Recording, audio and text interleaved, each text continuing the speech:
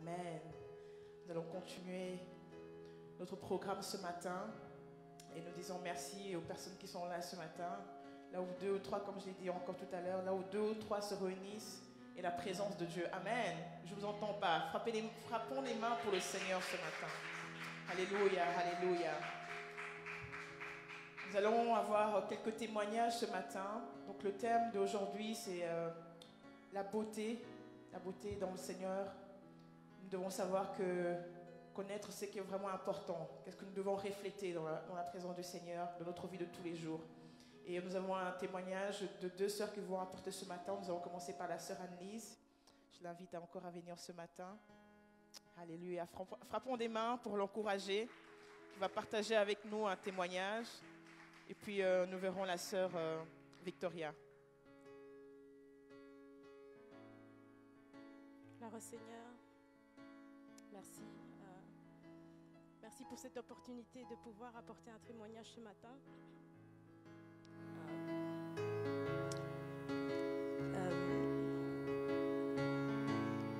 Lorsque j'ai appris le thème de la réunion de ce jour, j'ai pensé à beaucoup de choses. J'ai pensé à beaucoup de choses aussi au niveau des femmes, au niveau de moi-même, de mon parcours. Et il y a quelque chose qui m'est venu en tête, quelque chose que Dieu a rappelé à ma connaissance. Il faut savoir que lorsque je suis arrivée en Belgique, j'avais 6 ans. J'étais une jeune fille, une petite fille. Et alors que j'étais petite, bien évidemment, j'ai observé beaucoup de choses, j'ai vu beaucoup de choses. Et l'une de ces choses que j'ai observées, c'est que la façon dont les femmes, les Africains en général, les Noirs, étaient traités, la façon dont on leur parlait, la façon dont on avait des relations avec eux au niveau des étrangers, il y avait quelque chose de très compliqué. Et donc, en tant que petite fille, j'ai observé cela. Et cela m'a beaucoup affectée. Je me suis posé beaucoup de questions. Je me suis dit, mais Seigneur, comment ça se fait qu'il y a autant d'injustices, autant de choses autour de nous qui ne vont pas comme il faut. Je ne connaissais pas Dieu comme maintenant, mais j'étais, avec mon esprit d'enfant, je me posais des questions sur le monde. Et la solution, ou plutôt la conclusion à laquelle j'étais arrivée, c'était qu'il y avait un problème avec qui nous étions, avec qui nous sommes. Et je me suis dit, mais Seigneur, est-ce que je suis une erreur dans son monde? Est-ce que nous sommes des erreurs dans son monde? Et j'ai commencé à croire ces mensonges du diable. Et j'ai commencé à détester qui j'étais, d'où je venais, mes origines. Et en grandissant longtemps, j'ai continué à entretenir ces pensées. Et en venant au Seigneur, je me suis un peu réconciliée à moi-même. Et évidemment, j'ai changé ma façon de voir les choses. Mais il y a quelques années, quand j'ai vu un certain reportage, je ne sais plus où c'était, c'était sur Internet, il y avait une étude en fait qui avait été pratiquée, un test, une expérience qui avait été pratiquée aux États-Unis. C'était le test de ce qu'on appelle doll test, donc le test de la poupée, avec des petits enfants, filles et garçons, qui devaient choisir différentes poupées. Et à chaque fois, c'était une poupée blanche, une poupée noire. Et franchement, je pense que 99% des cas, tous les enfants ont choisi, dès qu'il fallait désigner une poupée qui était mauvaise, qui n'était pas belle, ils désignaient à chaque fois la poupée noire. Et quand j'ai vu cela, j'ai été vraiment bouleversée parce que je me suis souvenue de la petite fille que j'étais qui avait les mêmes pensées. Et cela m'a bouleversée encore plus parce que je me suis dit, mais qu'est-ce qui se passerait si mes enfants devaient faire ce test? Ou qu'est-ce qui se passerait si ceux que je vois autour de moi, les enfants, les jeunes, devaient faire ce test? Et la deuxième chose qui m'a bouleversée, c'est que je me suis souvenue de certaines choses que j'ai dites de moi-même quand j'étais petite. Des paroles qui étaient vraiment violentes contre moi-même. Et en fait, le Seigneur a vraiment commencé à travailler en moi et il m'a fait comprendre que ces paroles que j'ai prononcées quand j'étais petite, c'était des malédictions que j'avais prononcées sur moi-même, même si j'étais un enfant. Et c'est là que j'ai commencé à vraiment prier, chercher la face de Dieu et dire Seigneur, fais-moi remonter tout ce que j'ai dit, fais-moi remonter tout ce que j'ai pensé. Et le Seigneur a remis ces choses-là devant moi, il m'a représenté ces choses-là et j'ai commencé à prendre autorité là-dessus. Et j'ai compris, en fait, j'ai compris qu'il y avait un esprit. Il y a un esprit qui est la haine de soi. Quand on parle du racisme, on pense qu'il y a le racisme envers les autres, la façon dont on voit les autres, où on traite les autres. Mais il y a aussi un autre esprit qui est celui de se détester soi-même, la détestation ou la haine de soi. Et malheureusement, j'ai compris que beaucoup sont touchés par ça, chrétiens ou pas. Il y a quelque chose qui dure, qui est transmis de génération, une forme de haine, de destruction de soi-même, de sa communauté. Et j'ai dit, Seigneur, c'est pas possible, je détruis cet esprit. Je veux pas que cet esprit perdure dans ma famille, dans mon entourage, parce que c'est quelque chose qui nous pose des problèmes. En tant que femme, lorsqu'on devient une femme, comment est-ce qu'on peut aller vers l'autre? Comment est-ce qu'on peut avoir des relations, entretenir une relation sociale avec quelqu'un d'autre quand nous-mêmes, on n'a pas la paix en soi? Et j'ai compris en fait qu'avec cet esprit, il y avait beaucoup d'autres esprits qui venaient avec. Le manque de confiance en soi, la façon d'avoir une faible estime de soi, tout cela était rattaché à cela. Et j'ai compris beaucoup de choses. Le Seigneur m'a vraiment ouvert les yeux sur beaucoup de choses. Et donc, j'ai vraiment pris autorité sur ces éléments et Dieu m'a fait comprendre que je devais non seulement me repentir, demander pardon pour ces choses que j'ai dites, ces choses que j'ai pensées et ces choses que j'ai acceptées. Parce qu'à partir du moment où j'ai accepté cela, j'avais intégré cela dans ma vie, tout cela a continué à opérer. C'était un cercle vicieux, quelque chose qui a continué à opérer. Et dans ma façon de penser, je ne me rendais pas compte que j'étais toujours conduite un peu par cet esprit. Même, il y avait quelque chose de cet esprit qui restait, il y avait un reste. Et donc j'ai vraiment pris autorité, j'ai demandé, Seigneur, je ne veux plus jamais penser de cette façon, je ne veux plus jamais me voir de cette façon. Et au bout de ce cheminement, ce qui est merveilleux, c'est que la parole de Dieu, en fait, est notre guide à tous les niveaux. Et je me suis dit, mais un jour, je me suis posé la question, mais est-ce que le Seigneur parle de ça? Est-ce que la parole de Dieu parle de quelque chose comme ça? Et il y a un verset, si c'est possible de l'afficher, dans le Cantique des Cantiques.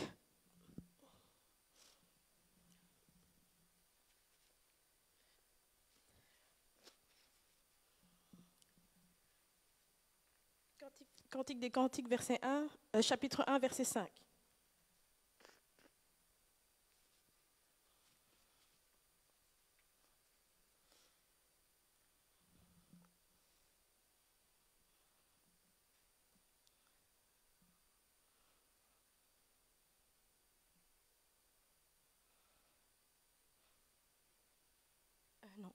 Non, Cantique des Cantiques, chapitre 1, verset 5.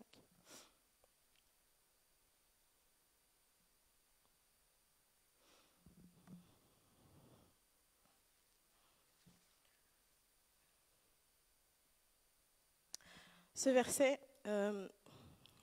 a été beaucoup de choses pour moi parce que c'était un réconfort d'une part, une confirmation de Dieu et aussi, une phrase que je retiens, un verset que je retiens parce que cette parole cristallise beaucoup de choses, elle représente beaucoup de choses au niveau de la femme que je suis, au niveau de la femme noire que je suis. Et donc ce verset est le suivant, « Je suis noire mais je suis belle ». Ici, dans ma version, c'est « Je suis noire, mais je suis charmante ». Et dans certaines versions, c'est même « Je suis noire et je suis belle ». Et en fait, je me suis dit, mais Seigneur, que ce verset-là apparaisse dans la parole de Dieu, c'est que tu sais ce par quoi beaucoup d'entre nous sont passés, de quelle manière elles ont eu du mal à accepter qui elles sont, la couleur avec laquelle elles sont nées, tous les traits qui sont caractéristiques aux femmes noires, à leur culture et tout ça. Et le Seigneur, en fait, savait tout cela. Il savait qu'on allait passer par cela. Il savait que certainement beaucoup d'entre nous auraient du mal à accepter qui nous étions, surtout vu la façon dont nous sommes traités dans ce monde. Et je remercie le Seigneur parce qu'il prend vraiment soin de ses enfants. On a chanté « Je suis ami de Dieu ». Quand on a un ami, et surtout quand Dieu est notre ami, Dieu prend soin de nous. Il veut nous réconforter, il ne veut pas qu'on soit dans la tristesse. Et il veut surtout savoir que nous sommes son choix. Et j'aime ces paroles. Quand Dieu nous affirme que nous sommes ses amis ou que nous sommes son choix, ça veut dire que qui nous sommes, quoi que nous soyons, nous sommes la prunelle de ses yeux. De quelle manière nous avons été créés, parce que c'est lui qui a choisi de nous créer cela. Et donc, merci Seigneur, parce que oui, je suis une femme, oui, je suis noire et je suis belle. Et j'aurais voulu que la petite fille que j'étais sache cela avant de passer par ce par quoi elle est passée. Et je bénis le Seigneur aujourd'hui parce que j'ai l'assurance, j'ai la foi en Dieu et j'ai la fierté de qui je suis et je m'aime et je peux aimer les autres. Et ma beauté n'est pas déterminée par le monde, ma beauté n'est pas déterminée par un certain continent dans le monde, ma beauté n'est pas déterminée par quelqu'un, mais ma beauté, elle vient de Dieu. Et c'est une beauté que personne ne peut remettre en question. Merci Seigneur. Amen.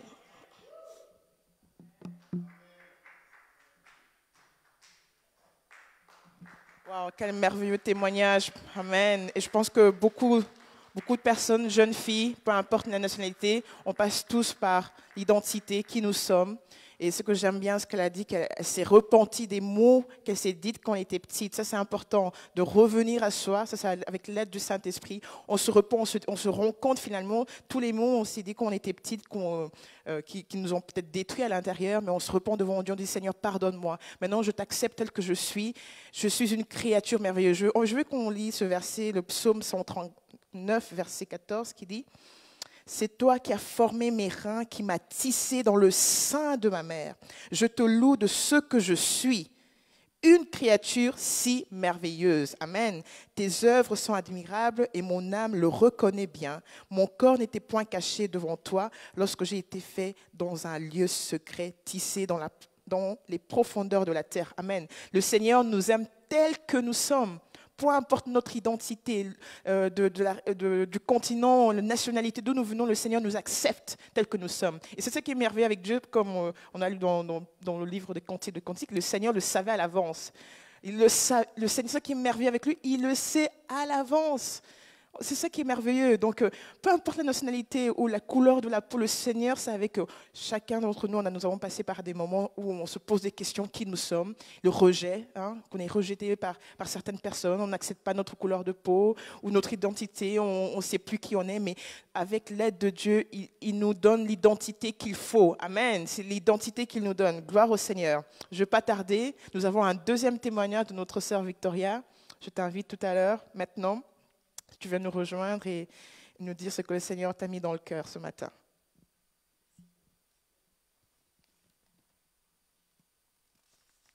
Bonjour, merci pour cette opportunité de partager une partie de mon témoignage, donc en rapport avec le thème de la beauté. Parce que moi personnellement, la beauté, ça a été, avant ma conversion, vraiment tout un problème, tout un défi de comprendre ce que c'était.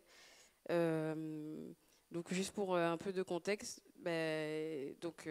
j'avais pas de personnes nées de nouveau autour de moi, ni dans ma famille ou quoi, donc j'ai vraiment grandi avec la mentalité du monde, on va dire. Et ma beauté, moi, c'était vraiment par rapport au regard des autres.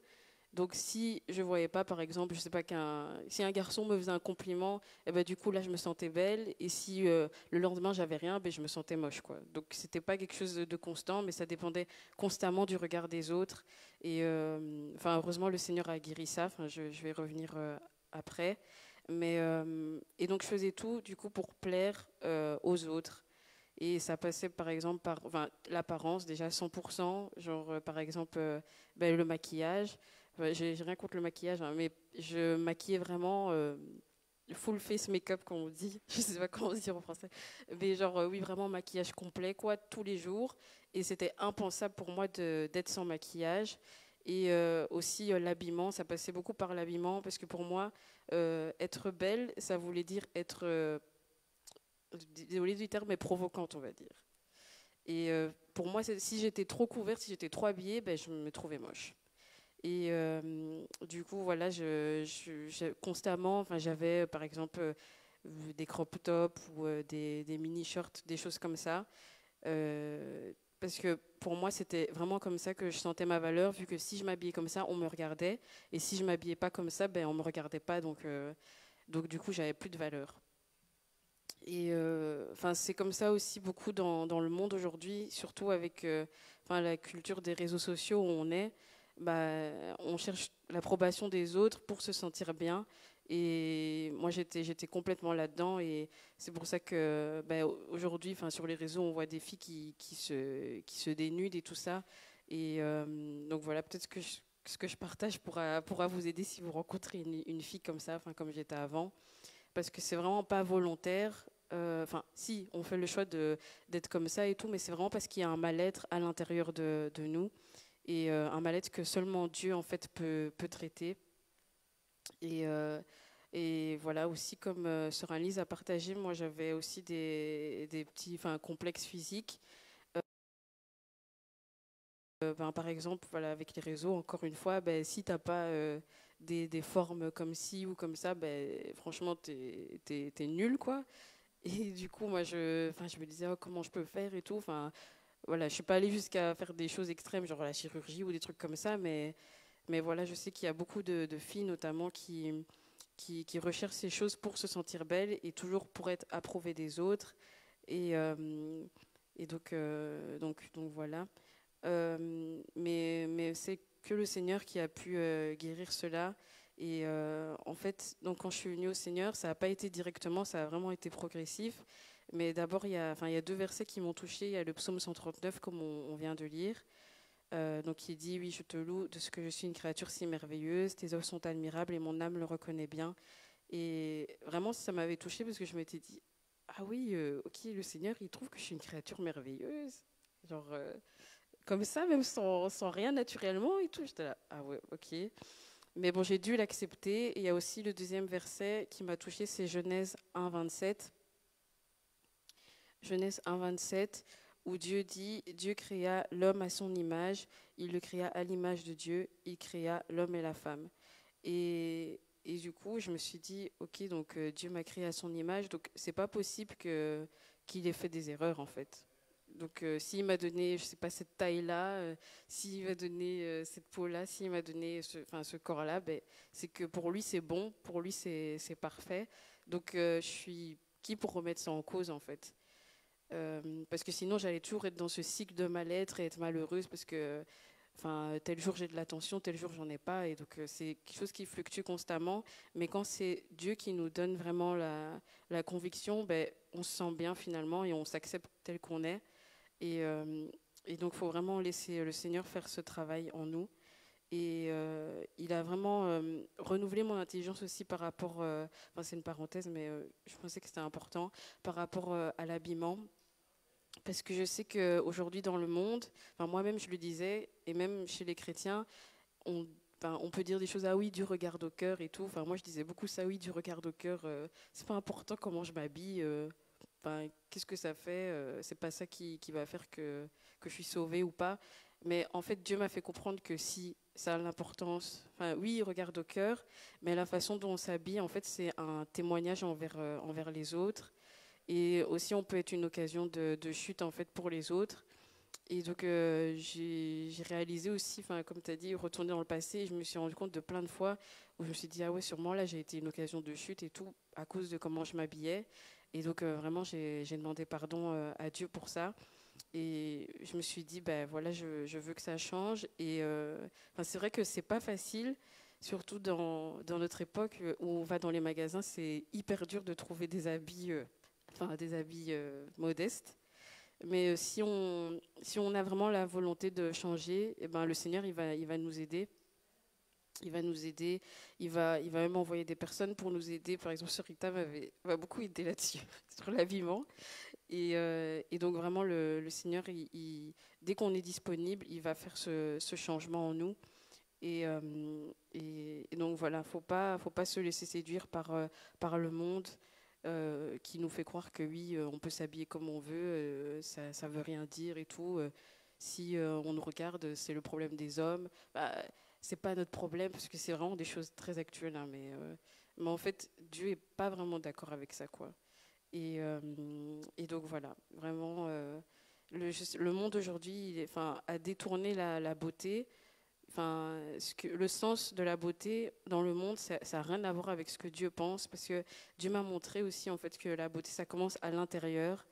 Parce que, par exemple, avant, je pouvais me sentir bien et tout. Si on me faisait un compliment, je pouvais me sentir belle, mais à l'intérieur, j'étais horrible, parce que j'étais dans les ténèbres, j'étais pas heureuse. Donc finalement, ma vraie beauté, elle était pas là, quoi. Et même, je me rappelle quand je me suis convertie, quand j'ai vraiment commencé à marcher avec Dieu, Il y a même des gens qui me disaient, ah ouais, t'as changé, même physiquement, t'as glow up et tout. J'étais là. Donc je me dis, ça veut dire qu'à l'intérieur, ça a un impact sur l'extérieur finalement. Et donc c'est pour ça qu'il faut vraiment privilégier notre intérieur, notre âme, notre esprit, parce que c'est ça qui compte premièrement aux yeux de Dieu. Et puis de toute façon, ça va rejaillir à l'extérieur. Et voilà. Et Dieu, enfin pour Dieu, on est toutes belles, on est toutes uniques, comment il nous a créées, mais pour lui, c'est parfait. Donc voilà. Merci Seigneur.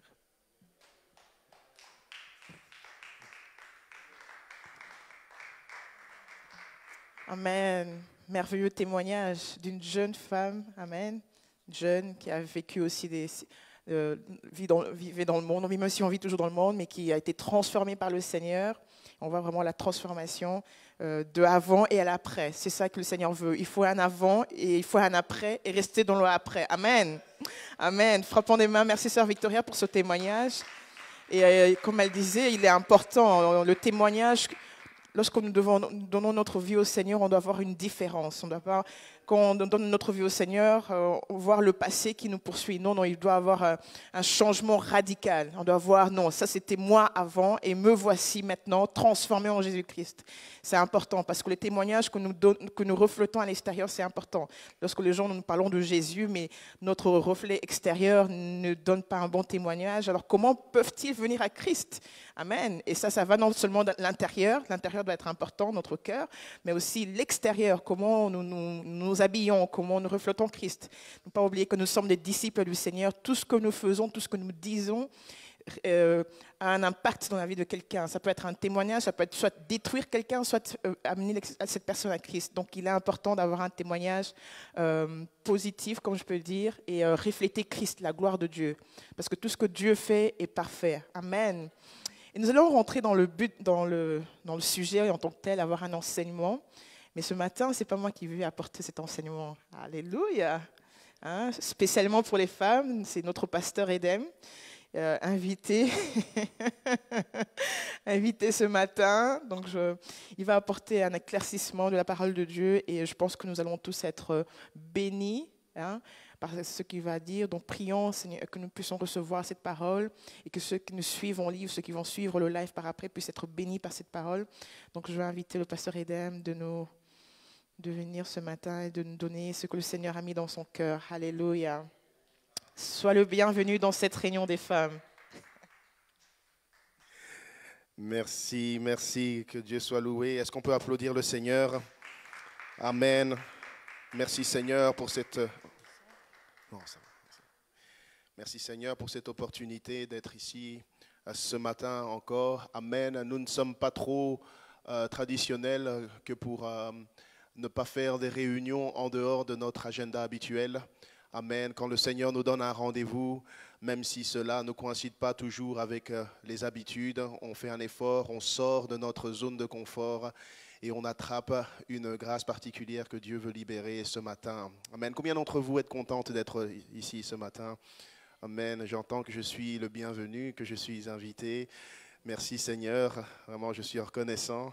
Et en tant qu'invité, je vais vraiment dispenser toute la parole de Dieu. Je vais faire comme si je ne serais pas là les autres fois. Amen. C'est toujours plus facile de dire tout ce qu'il y a à dire quand on sait qu'on n'est que de passage.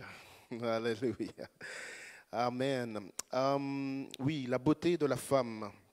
Le sujet est vraiment inspiré de Dieu.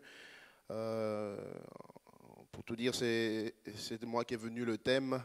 Le Seigneur m'a inspiré, m'a mis ça à cœur de faire cette réunion et de toucher à ce sujet parce que le Seigneur me montrait l'Église, le corps de Christ en général, et me faisait souvent discerner ce problème, ce souci qui est là et qui est réel chez les sœurs, nos sœurs notamment, qui ont besoin de savoir d'où leur vient leur véritable beauté.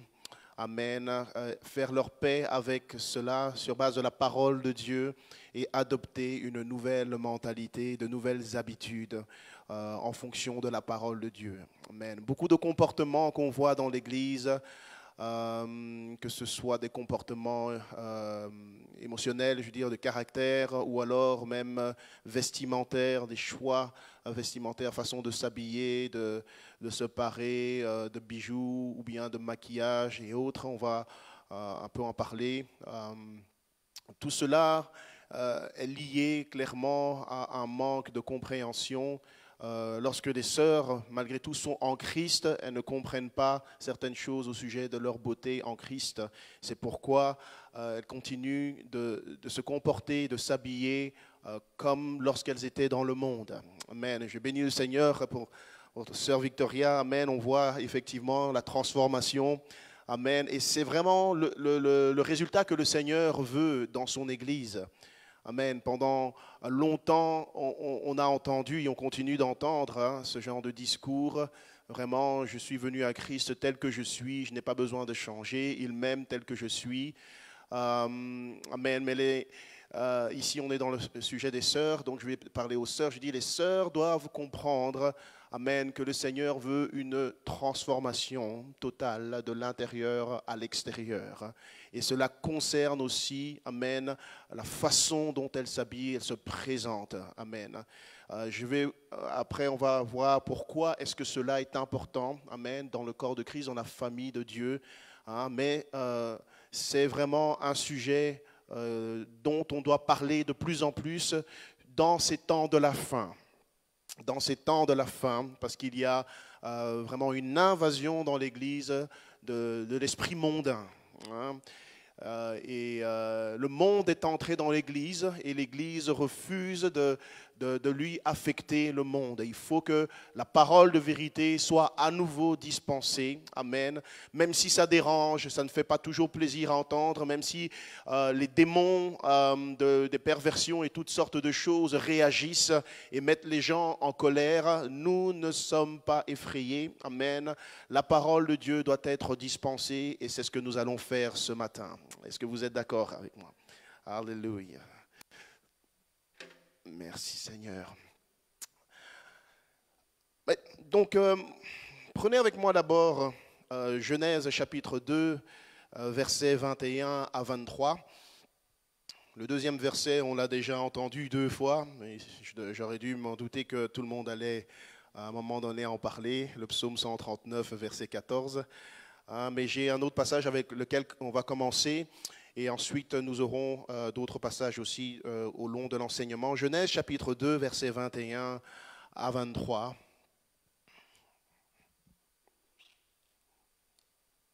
Verset 20, pardon, versets 20 à 23.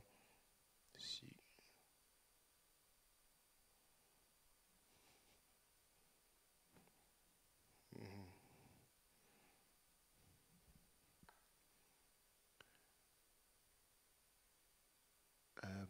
Qu'est-ce qu'il dit le verset 21?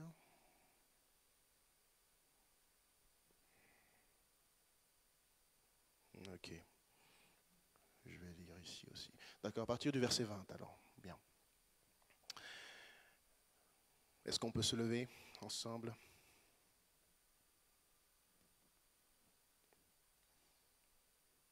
La Bible dit, et l'homme donna des noms à tout le bétail, aux oiseaux du ciel et à tous les animaux des champs. Mais pour l'homme, il ne trouva point d'aide semblable à lui.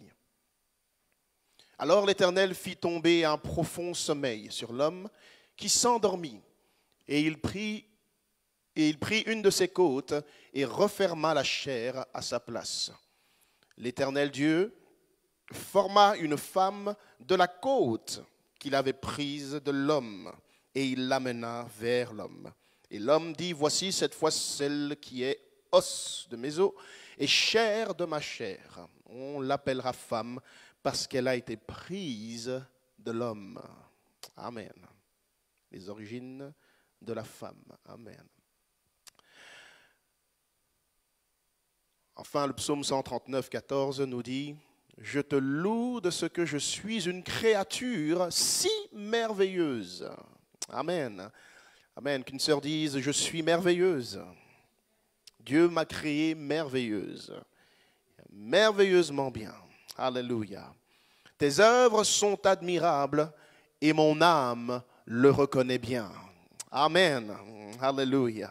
Prions, Seigneur, je remets ce moment entre tes mains, je demande que ta parole de vérité soit dispensée dans sa totalité, Seigneur, et que ton Saint-Esprit conduise toutes choses pour toucher le cœur de ceux qui vont entendre cette parole, Seigneur. Puissiez la recevoir avec foi, Seigneur, afin qu'elle produise en eux le fruit de la vie éternelle, Seigneur, et que ton nom soit glorifié dans nos vies, car nous désirons t'appartenir, Seigneur, te glorifier dans nos vies, te servir dans tout ce que nous faisons. Que le nom de Jésus soit glorifié en cet instant. Libère des vies, Seigneur, transforme des cœurs, change des pensées, Seigneur, et ramène les cœurs à toi dans le nom de Jésus-Christ.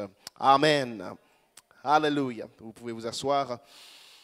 Alors, je veux commencer avec une pensée, une révélation donc, que l'on peut avoir avec le passage de Genèse chapitre 2 qu'on vient de lire, pour comprendre les origines de la beauté. Amen. Il faut laisser l'Esprit parler à travers ce passage et comprendre que quand Dieu a voulu former la femme pour qu'elle soit une aide semblable à Dieu, il n'a pas voulu créer n'importe quel type de créature. Il a voulu créer une créature qui allait plaire à l'homme. Il a voulu créer une créature qui allait être belle aux yeux des hommes, aux yeux de l'homme pour qui il l'a créé. Amen.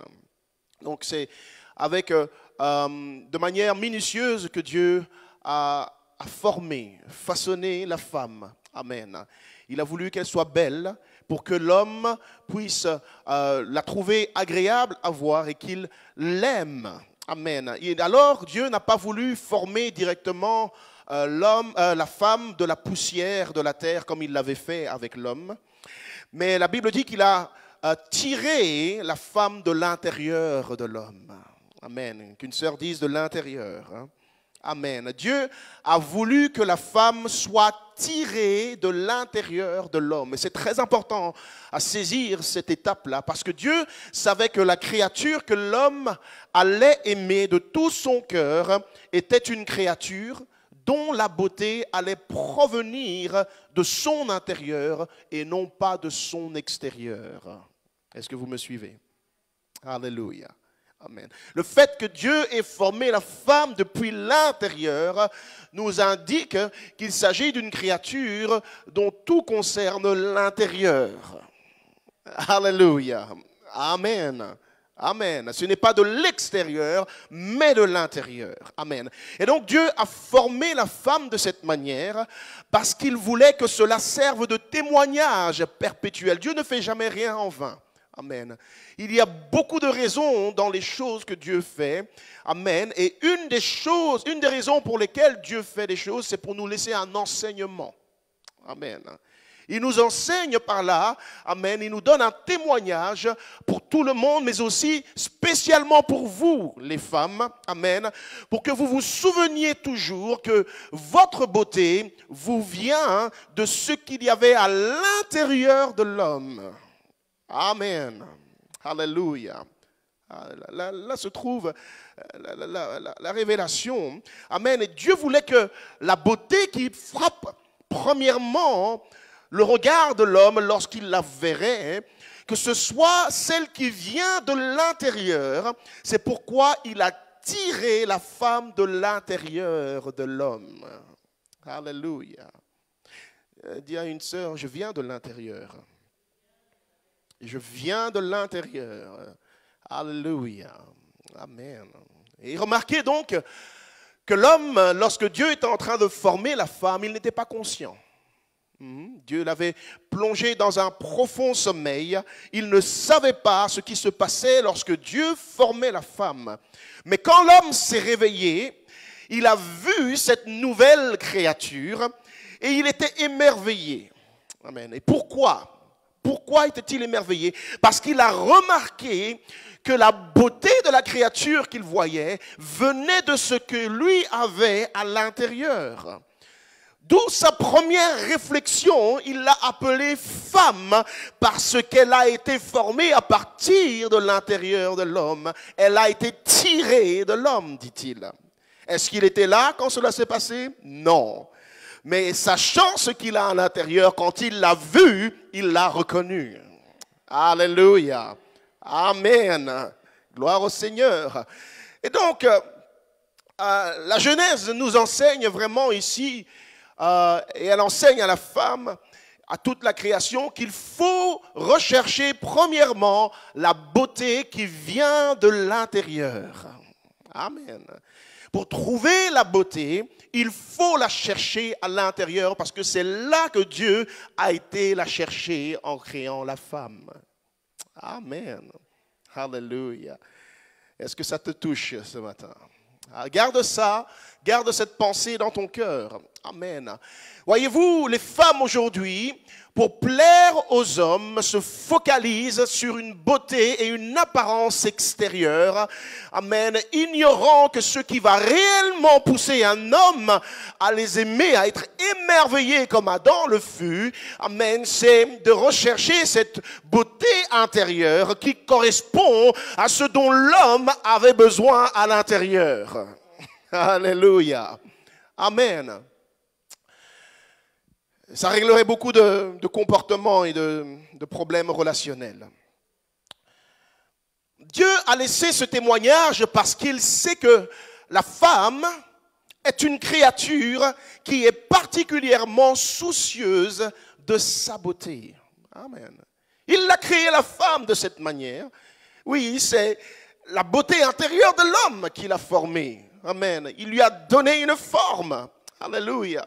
Et il est normal que la femme soit soucieuse de sa beauté. Et ça, la beauté de la femme, c'est une caractéristique importante par laquelle elle tente de se définir. Amen. Et on a entendu dans le témoignage, amen, cet aspect était important et pouvait bouleverser la perception de votre identité. Amen. Alléluia. On ne peut rien y faire, il y a quelque chose là, il y a un principe là qui lie les deux, l'identité et la beauté de la femme. Amen. Amen. Et aujourd'hui, avec l'aide de la parole de Dieu, on va remettre tout dans le bon ordre. Amen. Dans le bon contexte. Alléluia.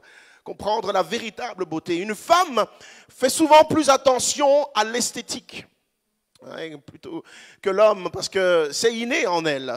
Amen. Il y a des détails qui frappent aux yeux des femmes que l'homme va ignorer. Alléluia. Des petits détails. Même dans son anatomie et sa façon de fonctionner dans son organisme. Dieu a tellement fait des choses de manière minutieuse et délicate. Alléluia. Amen. Aujourd'hui, les hommes disent que les femmes sont compliquées. Amen. Et les femmes le reconnaissent bien d'ailleurs. Alléluia. Amen. Mais ça, c'est le produit de la sagesse infinie de Dieu qui a voulu créer une créature merveilleuse et belle. Alléluia. Amen. Donc, lorsqu'une femme s'occupe d'être belle, c'est totalement naturel parce que Dieu vous a fait ainsi.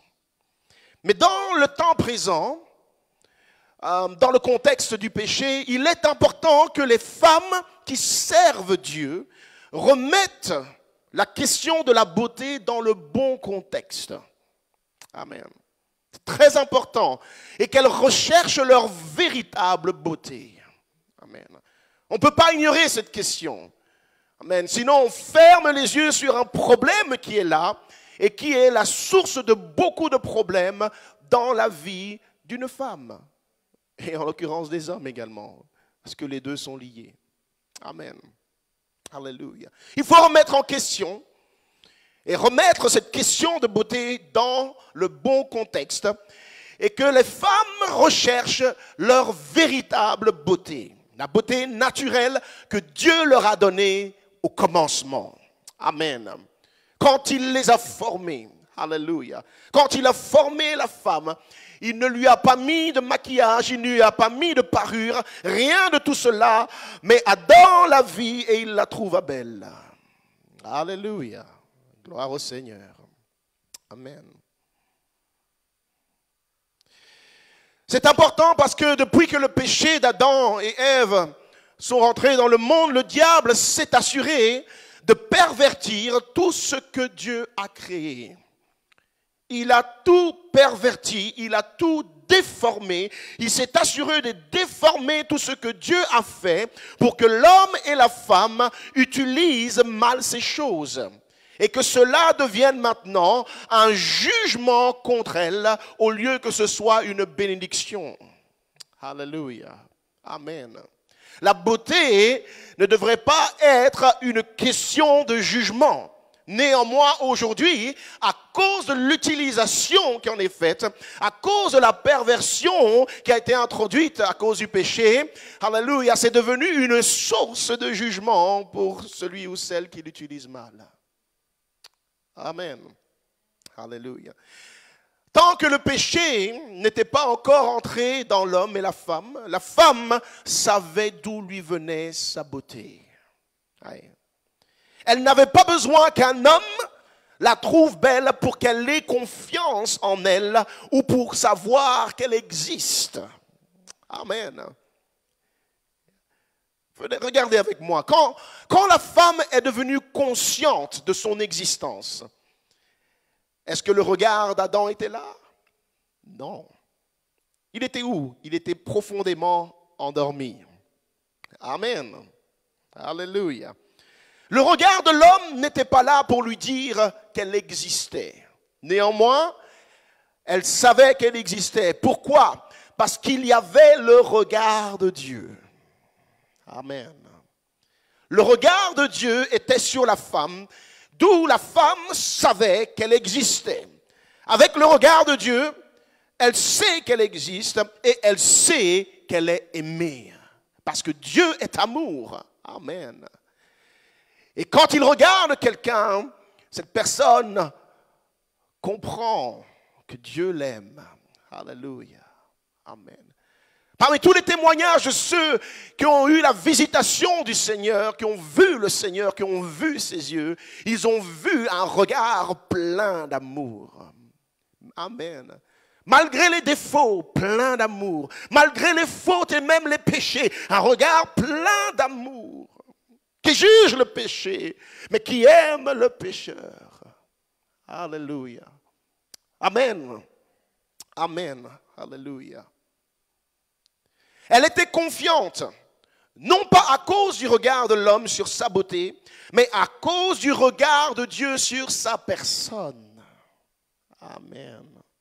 Alléluia. Et donc, je ne sais pas combien de temps Dieu a laissé Adam endormir après avoir créé Ève, mais il a certainement dû prendre le temps de communiquer avec Ève, de parler avec elle, de lui révéler son identité. Amen. Pourquoi il l'a formée comme il l'a formée? Pourquoi il l'a créée? Quel est son rôle? Quelle est sa valeur? Pourquoi elle est importante dans le monde et dans la vie de l'homme? Tout cela, Adam n'y était pas. C'était entre Dieu et la femme. Alléluia. Amen. En communiquant ainsi avec la femme, Dieu l'a bâtie et lui a donné une identité propre. Alléluia. Et c'est de là, mes sœurs, que doit venir votre assurance dans votre identité en Christ. Amen. De votre relation maintenant qui a été réparée, alléluia, entre Dieu et vous par Jésus-Christ. Alléluia. Il est venu réparer cette relation brisée par laquelle vous reprenez conscience à nouveau de votre valeur. Amen. De votre identité, de la raison pour laquelle vous existez, du but que vous avez dans la vie. Alléluia. Amen. Quand vous avez un entretien continu de votre relation avec Dieu, amen, il vous bâtit. Alléluia. Vous devenez ferme et solide. Amen. Et vous êtes appuyé sur le ferme rocher. Amen. De sa parole. C'est là la source de l'assurance. Amen. Alléluia. Gloire au Seigneur. Amen. Et donc, Dieu a bâti la femme et il lui a donné son identité propre. Et toutes ces choses chez la femme viennent seulement de sa relation personnelle avec Dieu. Amen. Et ce n'est pas seulement pour les célibataires, c'est aussi pour les femmes mariées. Amen. Que tu sois marié ou pas, c'est la même chose. Tu as besoin d'une relation personnelle avec Dieu, ferme, pour bâtir ton identité. Parce que ton mari ne peut pas être la source infinie de ton assurance, de ta confiance en soi. Il va être vidé, épuisé, il n'aura plus d'imagination pour te donner l'assurance dont tu as besoin. Alléluia. Woo! Amen. Gloire au Seigneur. Genèse 3,16.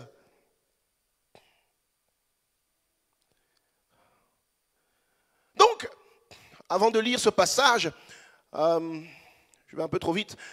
Dieu va réveiller Adam, après avoir communiqué toutes ces choses valeureuses à Ève. Il va réveiller Adam pour qu'Adam voie la femme que Dieu vient de lui créer à partir de son intérieur. Et ce n'est qu'à ce moment-là que le regard de l'homme va se poser sur la femme. Mais la femme sait déjà qui elle est.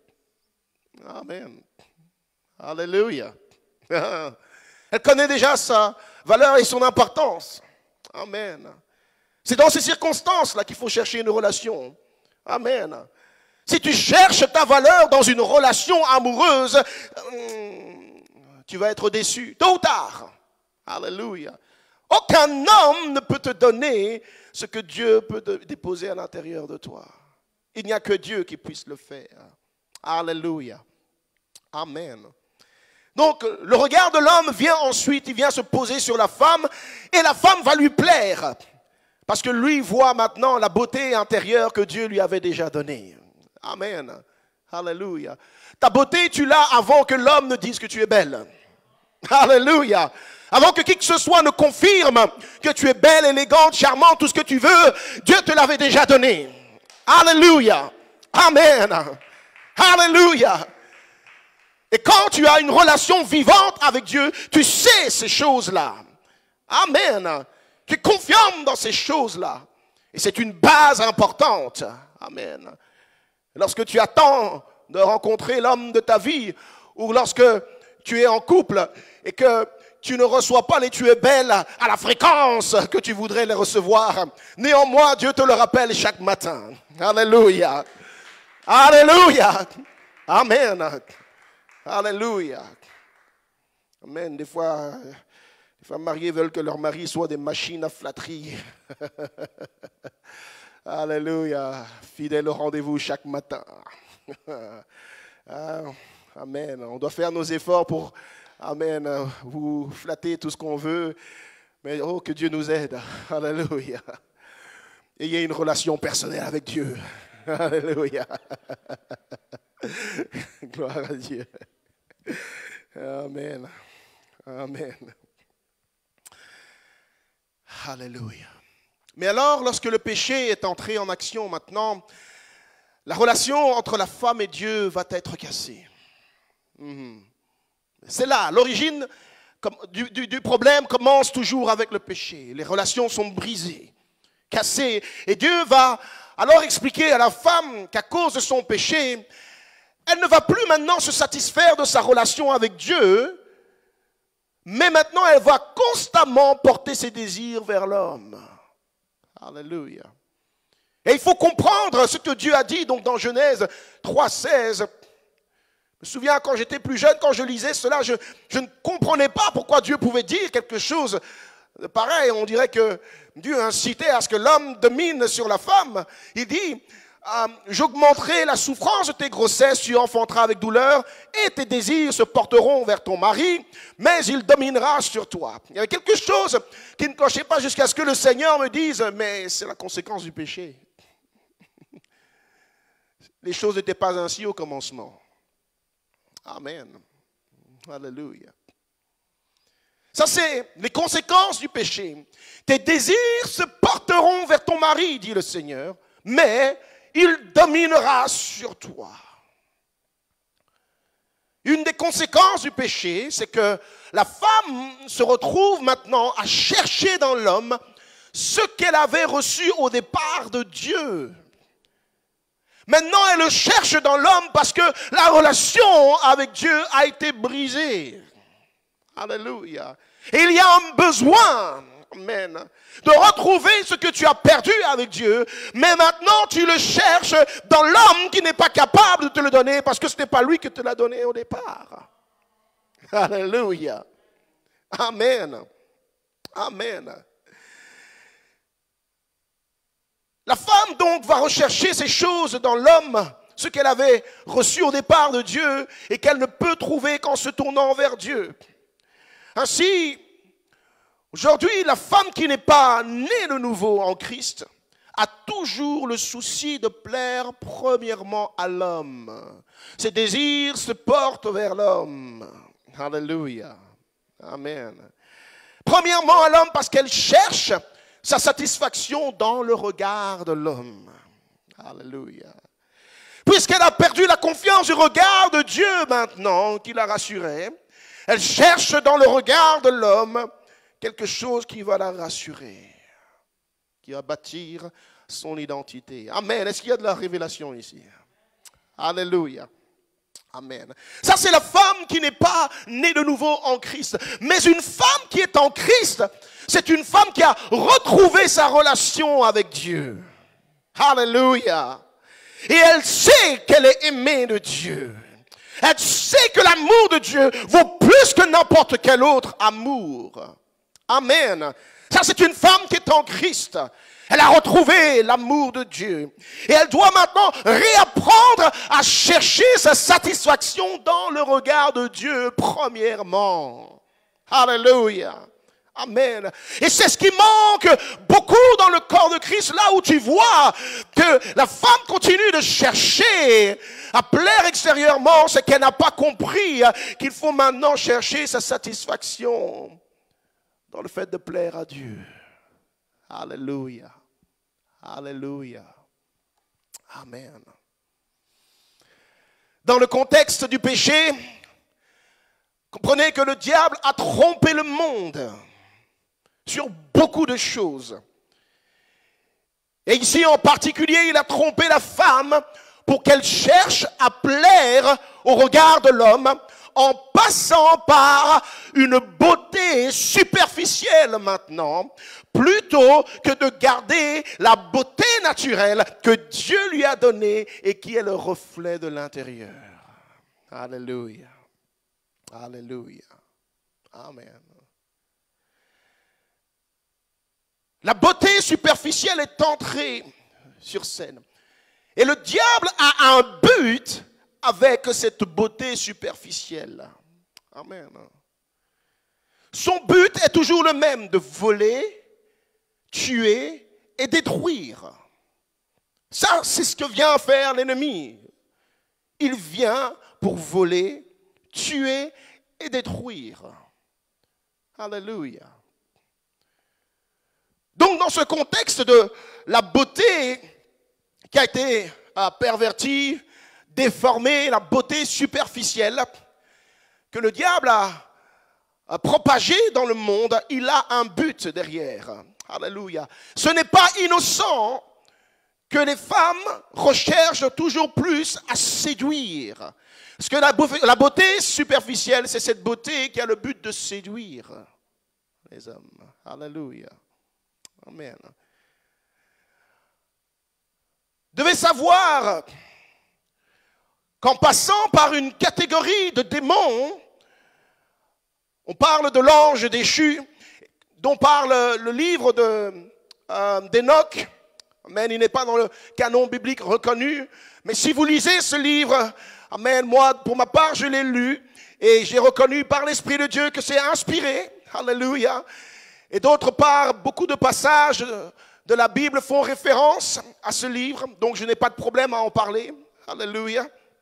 On parle d'un ange déchu qui fait partie de ceux qui ont quitté leur demeure, qui ont abandonné le service à Dieu, amen, pour faire ce qu'ils voulaient. Et passant par ces démons, Satan a changé la perception humaine de la beauté et il a enseigné aux femmes que pour exister, elles doivent plaire aux hommes. Mais pas plaire aux hommes de la bonne manière. Non. Tout d'abord, tu ne dois pas chercher à plaire aux hommes, tu dois chercher à plaire à un seul homme si tu cherches un homme. Amen. Alléluia. Parce que vous savez, certaines femmes sont piégées dans cette chose. Ce n'est pas qu'elles cherchent à plaire à un seul regard, elles cherchent à plaire à tous les regards. Amen. Alléluia. C'est comme ça que viennent beaucoup de problèmes. Certains démons sont chargés de pousser la femme à chercher par leur beauté superficielle à plaire aux hommes. Et ils enseignent, et ils ont enseigné que pour plaire aux hommes, les femmes ont besoin d'ajouter à la beauté naturelle une beauté superficielle.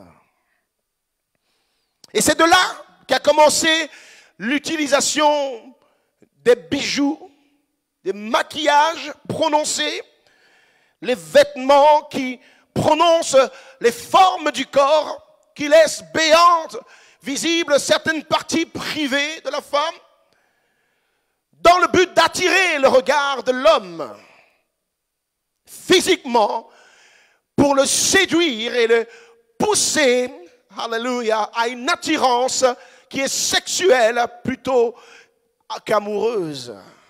Amen. Alléluia.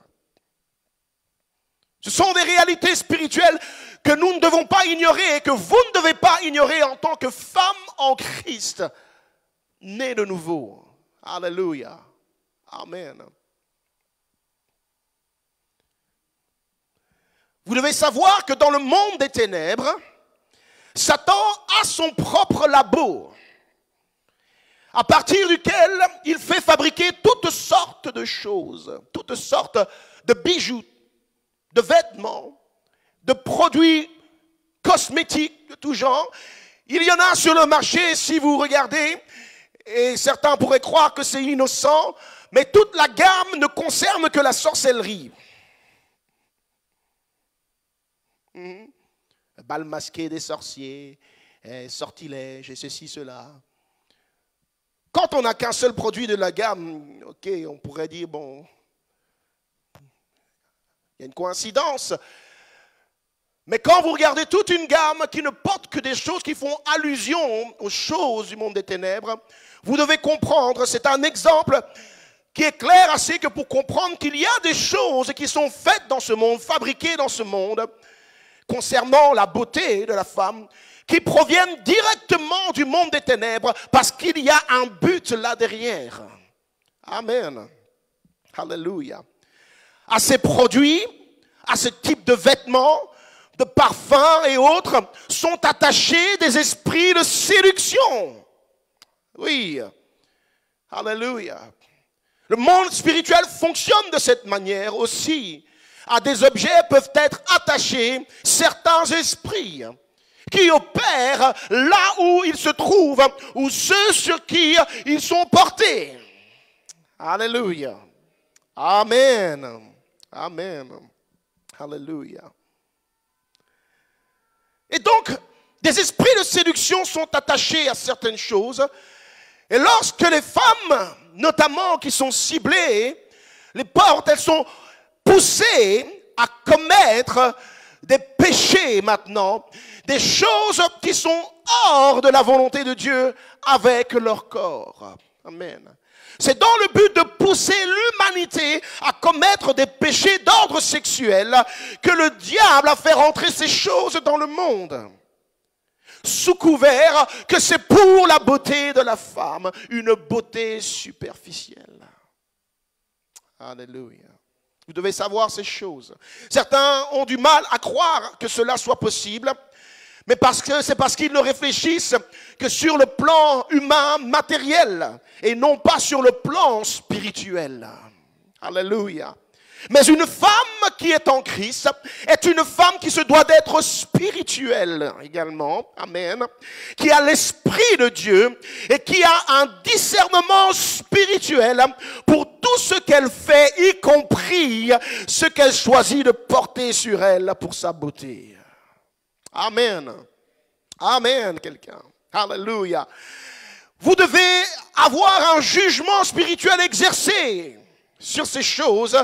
Pourquoi? Parce que nous n'ignorons pas, la Bible dit, les desseins de notre adversaire, le diable. Amen. Vous êtes sur la liste noire de ceux à abattre par le diable. Vous devez le savoir. Si je retourne dans le livre de la Genèse, la femme est celle à qui a été faite la promesse de mettre au monde la semence qui devait écraser la tête du diable. Alléluia. Alléluia. Ennemi numéro 1 à abattre, la femme. Dès cet instant-là, amen. Parce que c'est elle qui va faire venir au monde celui qui va faire mettre en défaite l'ennemi. Et cela est ainsi jusqu'aujourd'hui.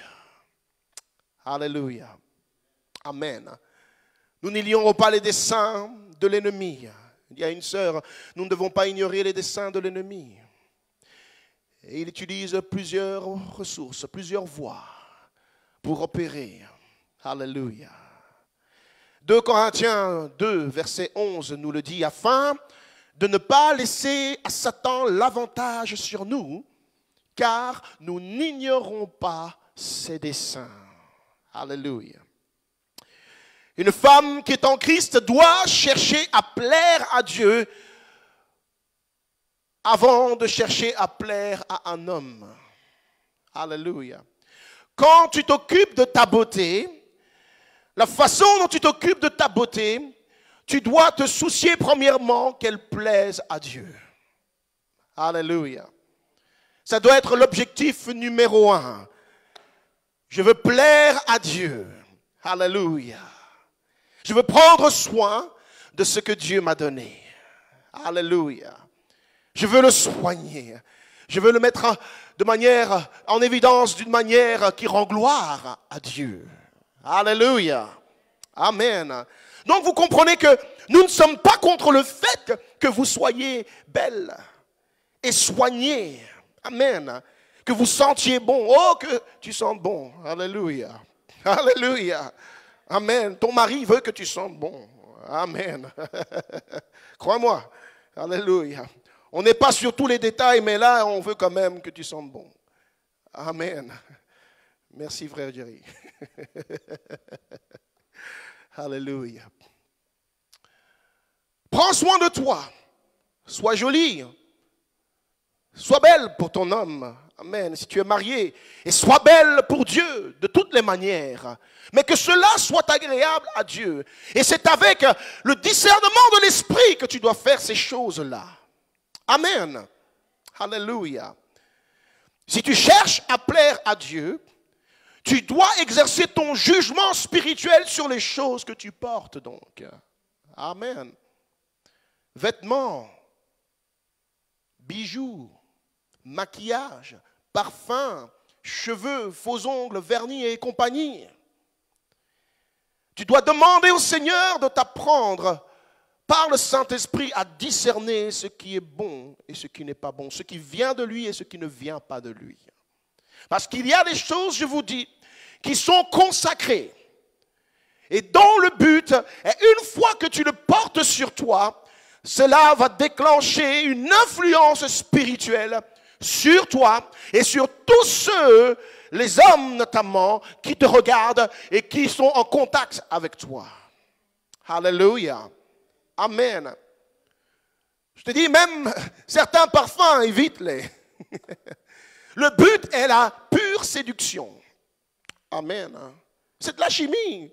Oui, c'est des formules que l'homme sait très bien comment ils agissent sur l'homme. Amen. Et lorsqu'ils sont en alliance avec les ténèbres, ils savent quoi formuler pour susciter certaines choses dans l'homme. C'est la vérité. Alléluia. Amen. Alléluia. Certaines façons de s'habiller, alléluia, sont directement attachées à des esprits de séduction. Certaines coupes, même de cheveux, alléluia. Ah oui, extravagant. tape à l'œil, c'est oh wow. Ça porte déjà un langage. Alléluia. Les couleurs, etc., etc. Que Dieu nous donne le discernement. Amen. 1 Corinthiens 2, verset 12. Il dit ceci, or, nous n'avons pas reçu l'esprit du monde, mais l'esprit qui vient de Dieu, afin que nous connaissions les choses que Dieu nous a données par sa grâce. Amen. Oh, que Dieu te donne le discernement déjà pour que tu connaisses la beauté qu'il t'a donnée. Amen. Et nous en parlons non avec des discours qu'enseigne la sagesse humaine, mais avec ceux qu'enseigne l'esprit, employant un langage spirituel pour les choses spirituelles. Mais l'homme animal ne reçoit pas les choses de l'esprit de Dieu, car elles sont une folie pour lui. Ce que je suis en train de dire ici, pour certains, ce sera une folie. Pour le monde, c'est une folie. Il raconte des histoires. C'est un malade. Il veut mettre les femmes sous son contrôle, etc., etc. C'est une folie, hein? Et il ne peut les connaître parce que c'est spirituellement qu'on en juge. Amen. L'homme spirituel, au contraire, juge de tout et il n'est jugé par personne. Alléluia. Il juge de tout. Amen. Même de sa façon de se présenter. Alléluia. Quand vous êtes en Christ, il y a des choses de ce monde que l'Esprit de Dieu veut vous apprendre à ne plus regarder comme étant normal. Parce que c'est là depuis longtemps et tout le monde le fait. Amen. Il faut que cela change. Amen. Vous devez adopter maintenant une mentalité, une habitude à demander au Seigneur que pense-t-il de telle et telle chose. Parce que vous voulez plaire au Seigneur. Vous voulez plaire au Seigneur. Amen. Alléluia. Amen. Amen. Dieu veut vous apprendre par son esprit à ne plus regarder certaines choses comme étant normales, en vous disant que c'est humain. Mais il veut que vous appreniez à exercer un jugement spirituel sur tout. C'est ce que dit la parole. L'homme spirituel, au contraire, juge de tout. Amen. Il juge de tout. Alléluia. Quelqu'un est spirituel ici. Amen. Ça doit se voir dans le jugement que tu as sur ce que tu fais. Amen. Amen. Et il n'est lui-même jugé par personne. Amen. Il veut que tu juges spirituellement de tout ce qui concerne la beauté que tu essayes d'avoir et d'entretenir. Amen. Afin de ne pas tomber toi-même sous le jugement du péché. Alléluia. Parce que Dieu vous a donné ces choses par la grâce. Mais si vous n'apprenez pas à utiliser votre beauté de la façon que Dieu l'a prévu, le diable va se servir de l'ignorance pour vous faire tomber dans le péché et faire tomber d'autres aussi dans le péché. Et j'aime bien la partie de ton témoignage où tu disais, oui, on dit que c'est juste moi que ça regarde, tant pis si les hommes regardent, ce n'est pas mon problème. Si, c'est ton problème. Oui, c'est ton problème. Si tu es responsable du péché de quelqu'un et que tu entretiens cela, tu participes à son péché. Et le Seigneur te redemandera aussi son sang. Amen. Donc, ta façon de t'habiller, amen, ce n'est pas seulement pour toi. Amen. Tous tes accoutrements, toutes tes parures qui servent à la séduction et qui font tomber les hommes dans l'impudicité, dans les désirs mauvais, etc., etc., tu en porteras la responsabilité. Ça te concerne et ça concerne quelqu'un d'autre. Ce n'est pas seulement pour toi. Alléluia. Ça influence. D'autant plus que nous sommes le corps de Christ. Alléluia. La famille de Dieu. Amen. Et nous ne voulons pas être une occasion de chute les uns pour les autres. Amen. Oui, oui, oui. Tu ne sais pas de quoi est sorti quelqu'un. Amen. Tu ne sais pas avec quoi il lutte. Amen. Et dans ce domaine des péchés physiques, crois-moi, la liste est longue. Et c'est beaucoup plus présent qu'on veut en donner l'air dans l'Église. Les hommes luttent avec des tentations sexuelles. Alléluia. Et en tant que femme en Christ, tu ne veux pas être un réceptacle des esprits de séduction que le diable envoie pour faire tomber les hommes dans l'Église. Alléluia. Et au passage, ce n'est pas que l'homme qui tombe, c'est toi qui tombes avec. Amen. Gloire au Seigneur. Alléluia. Vous devez comprendre, donc, en tant que femme spirituelle, le vêtement est spirituel. Quelqu'un dit avec moi, le vêtement est spirituel. Amen. Le vêtement est spirituel. La décence, la modestie compte pour Dieu. Alléluia. Amen. Amen. La décence, la modestie comptent pour Dieu parce que ces choses communiquent un message. Ils portent un témoignage. Alléluia. C'est tellement important aux yeux de Dieu qu'on l'on voit déjà dans l'Ancien Testament. Quand Dieu va établir le sacerdoce des sacrificateurs, il va spécifier, alléluia, le type de vêtements que doivent porter les sacrificateurs. Ouais. Amen. Et il ne va rien laisser au hasard, parce que chaque partie de son vêtement a une signification spirituelle. Alléluia. Le vêtement est plus spirituel que tu ne le penses, et il compte aux yeux de Dieu. Si vous voulez prendre avec moi Exode 20, prenons Exode 20. Là, on parle même de la décence. Exode 20, le dernier verset. Je ne l'ai pas sous les yeux.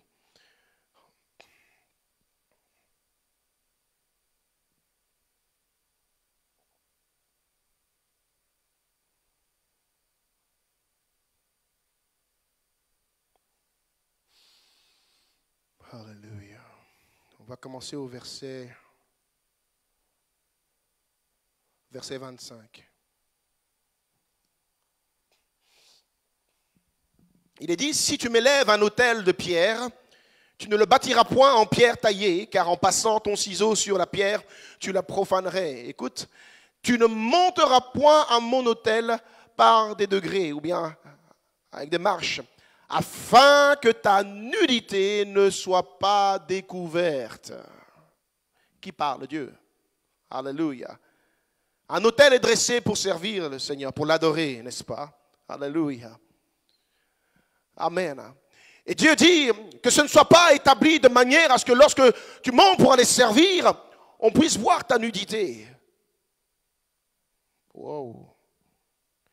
Et certains pensent aujourd'hui que Dieu ne tient pas compte de la décence, du style vestimentaire qu'ont les femmes sur l'estrade pour servir le Seigneur. Et ce n'est même pas qu'un problème d'estrade, c'est dans le corps de Christ. Alléluia. Parce que nous sommes aujourd'hui tous appelés à être des sacrificateurs de Dieu en Jésus-Christ. Amen. Alléluia.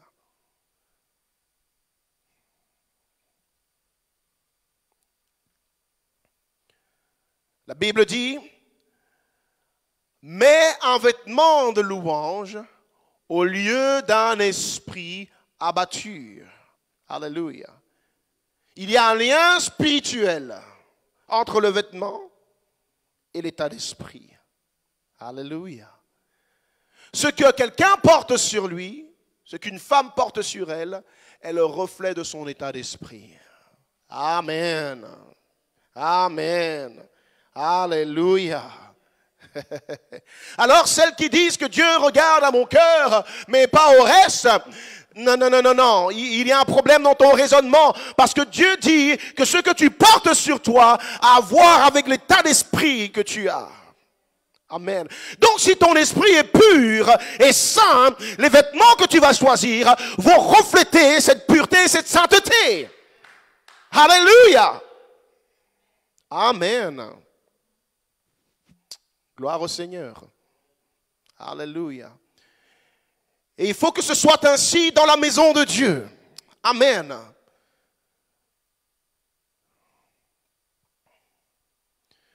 Nous allons prendre ensuite, dans le Nouveau Testament, maintenant les recommandations des apôtres. Parce que la Bible dit que nous sommes fondés sur le fondement des apôtres. L'Église se doit d'être bâtie sur le fondement des apôtres. Amen. L'enseignement qu'ils ont donné. Qu'ont-ils dit aux églises? Et vous comprendrez qu'il y a une sagesse spirituelle derrière.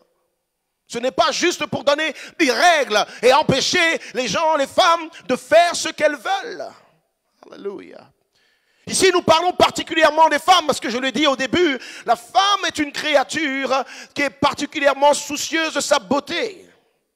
Et le diable, le sachant, passe particulièrement par la femme dans le domaine de la beauté pour introduire le péché dans l'Église. Amen. Alléluia. Ce n'est pas pour trouver un bouc émissaire qu'on est en train de prêcher là-dessus. 1 Pierre chapitre 3.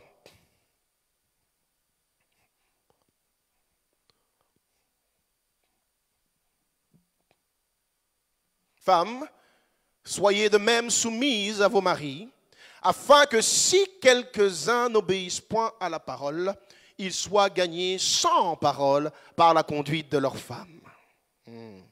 En voyant de votre manière de vivre chaste et réservée. Ayez non cette parure extérieure qui consiste dans les cheveux tressés, les ornements d'or ou les habits qu'on revêt, mais la parure intérieure, que quelqu'un dise avec moi, la parure intérieure, est cachée dans le cœur. La pureté incorruptible d'un esprit doux et paisible. Alléluia. Amen. Certains hommes ne rentrent pas chez eux parce que ce n'est pas doux et paisible. Amen. Oh, la beauté physique est là. Ah, mais c'est le tourment à l'intérieur. Alléluia. Amen. Un esprit doux et paisible qui est un grand prix devant Dieu. Pas devant les hommes, mais devant Dieu. Et c'est ce que doit chercher une femme qui est en Christ. Verset 5, ainsi se paraît autrefois les saintes femmes qui espéraient en Dieu. Alléluia. Il nous enseigne à prendre pour modèle les femmes qui espéraient en Dieu. Alléluia. Amen. Les femmes dans l'église, amen, se doivent être des modèles pour les jeunes femmes qui arrivent. Amen. Alléluia. Des modèles de décence et de modestie. Alléluia. C'est important. Si on n'enseigne pas ces choses à la plus jeune génération, c'est la catastrophe. Le diable va se saisir de l'opportunité. Amen. Elles vont grandir dans l'église, oui, mais avec la mentalité du monde. Alléluia. Amen. Donc les sœurs qui sont en âge, amen, soyez des modèles. Alléluia. Pour les plus jeunes. Exhortez-les, enseignez-les, encouragez-les. Amen. Prenez soin de vous, oui, mais à la manière du Seigneur. Que cela soit agréable à Dieu. Alléluia. Ainsi se paraît autrefois les saintes femmes qui espéraient en Dieu soumises à leur mari, comme Sarah qui obéissait à Abraham et l'appelait son Seigneur. C'est d'elle dont vous êtes devenues les filles en faisant ce qui est bien, sans vous laisser troubler par aucune crainte. Alléluia. Aujourd'hui, la seule chose qu'on peut entendre souvent dans l'église, quand ces soi-disant femmes, prophétesses ou autres, enseignent les autres femmes, c'est d'avoir leur liberté.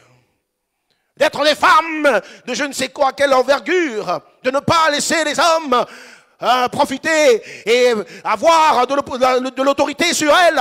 Mais vous êtes des femmes indépendantes, faites ceci et cela. Mais on veut moins entendre l'enseignement de la femme qui est obéissante et soumise à son homme et qui se pare d'un esprit doux et paisible pour avoir une beauté, cette beauté intérieure dont l'homme a besoin. Alléluia. On fouille l'enseignement de la soumission.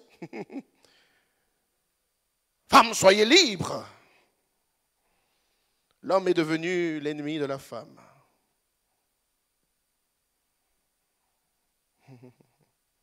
Amen. La beauté de la femme, celle de l'intérieur, est d'un grand prix devant Dieu. Amen. Et donc il met en opposition ces deux types de beauté. Il dit, ayez non cette parure extérieure qui consiste dans les cheveux tressés, ornements d'or ou les habits qu'on revêt. Oui, parce que certaines ont mis leur espérance là-dedans. Et elles sont complètement habillées, oui, mais on se demande si c'est un être humain ou une poupée ou bien une créature d'une autre dimension. Oui. Et tu peux discerner l'esprit de séduction qui opère à travers l'attitude. Oui. Tu peux le voir, tu peux le percevoir. Elle est peut-être même ignorante elle-même qu'elle est utilisée par l'ennemi, mais l'ennemi l'utilise. Alléluia. Il faut du discernement dans ces choses. Alléluia. Et quand tu t'habilles, quand tu te pomponnes, tu te fais belle, alléluia, assure-toi d'être agréable aux yeux de Dieu. Amen. Et de ne pas être une occasion de chute pour quelqu'un. Alléluia.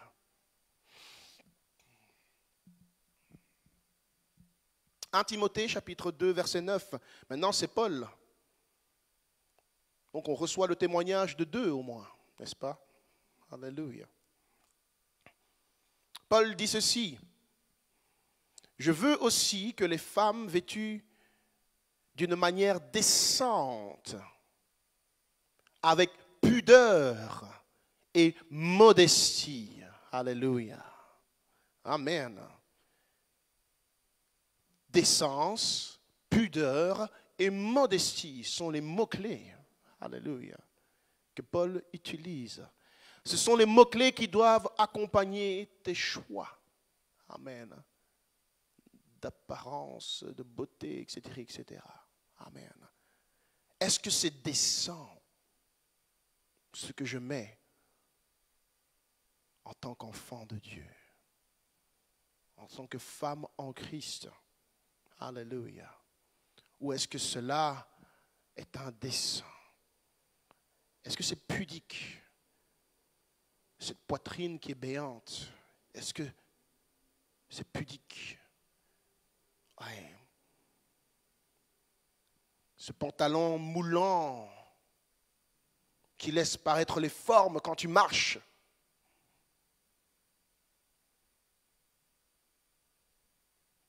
Et tout ce qui parle à l'homme qui te regarde, c'est la démarche et les ondes.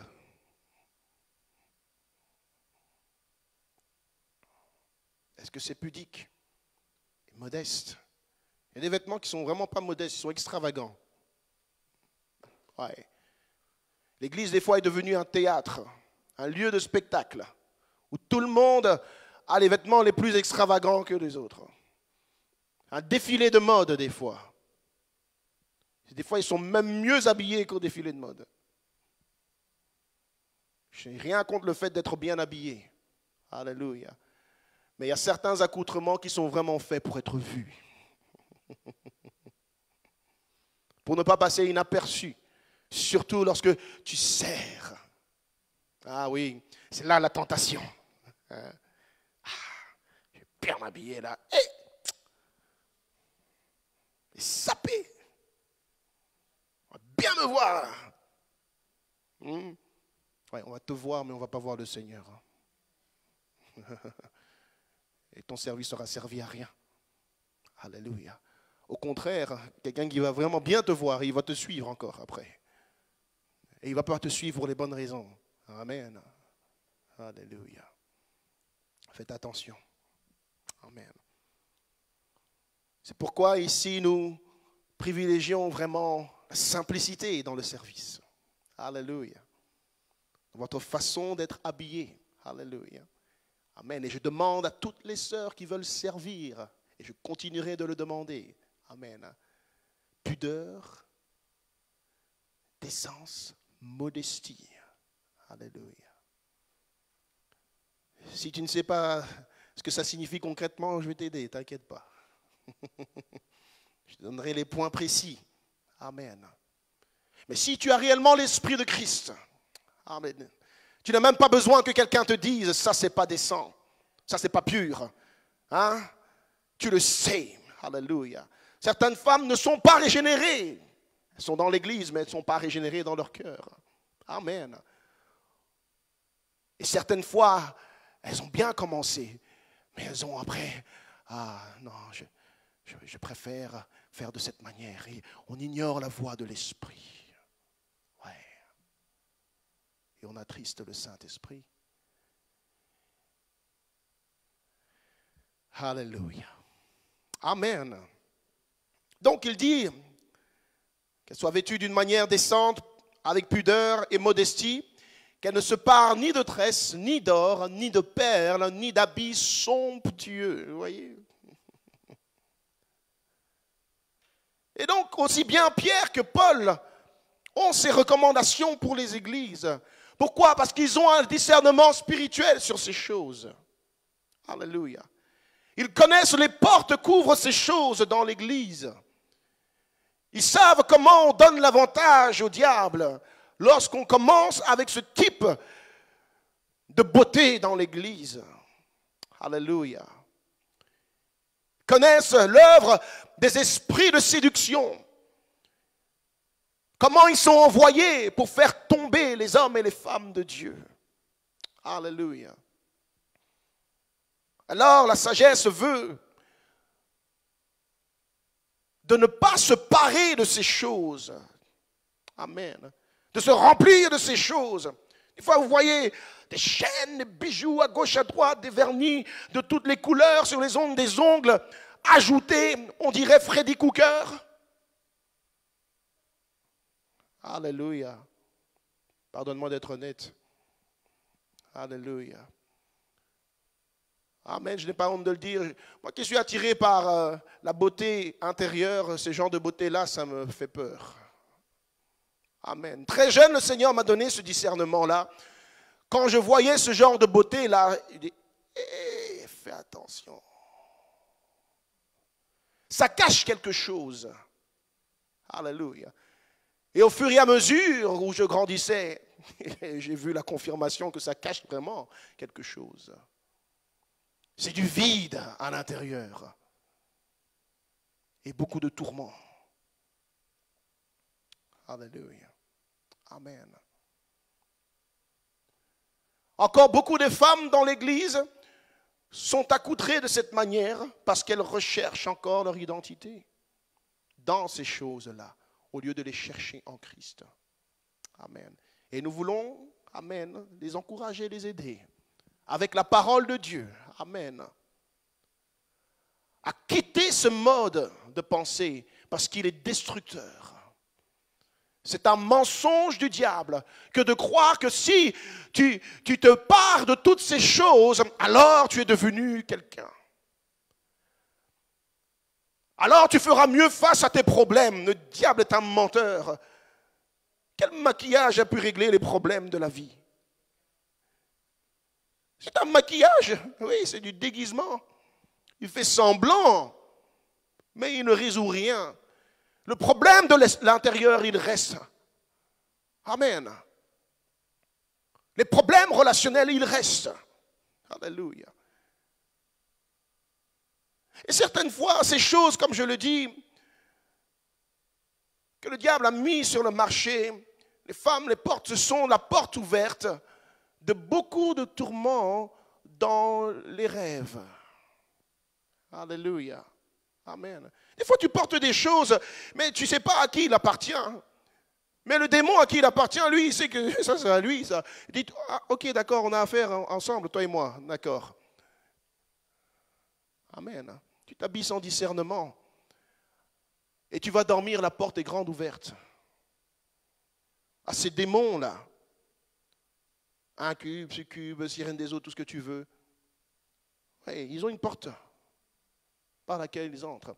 Et le discernement spirituel passe aussi par ces choses-là. Alléluia. Amen. Amen. Gloire au Seigneur. Alléluia. Amen. Ce sujet est important dans ces temps de la fin.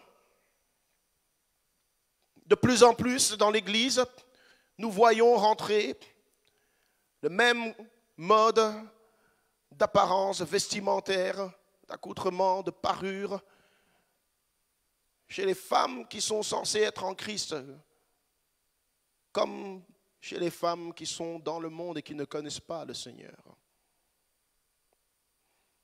Et c'est important d'en parler, parce que c'est caractéristique des temps de la fin. Et si on n'en parle pas, si on ne prêche pas là-dessus, si on ne donne pas la parole de Dieu là-dessus, c'est tolérer l'esprit de Jézabel aussi dans l'Église. Amen. Alléluia. Ce problème est lié à l'esprit de Jézabel. Jézabel était une personne dans l'Ancien Testament, j'en ai déjà parlé beaucoup de fois. Amen. Elle était dans l'Ancien Testament et elle est rentrée dans le peuple, parmi le peuple de Dieu par alliance avec le roi Akab. Elle n'était pas juive. Néanmoins, elle est rentrée dans le peuple juif par alliance avec le roi. Amen. Et elle était prophétesse de Baal et d'Astarté. Son nom signifiait même Baal est l'époux. Donc elle avait une alliance spirituelle. Amen.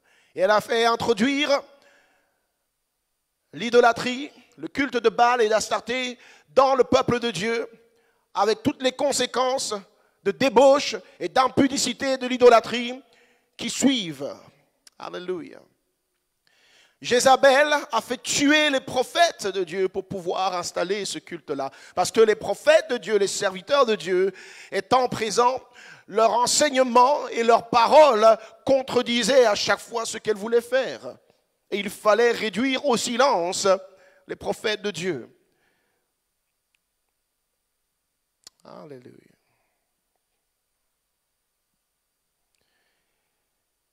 Jézabel était une femme dont le cœur était ténébreux. La méchanceté était là. La haine du peuple de Dieu était là. Elle était capable de monter des histoires, tuer un homme pour avoir ce qu'elle voulait. Manipulatrice. Néanmoins, Jézabel connaissait la parure. Ouais. Elle se paraît de manière à être belle superficiellement.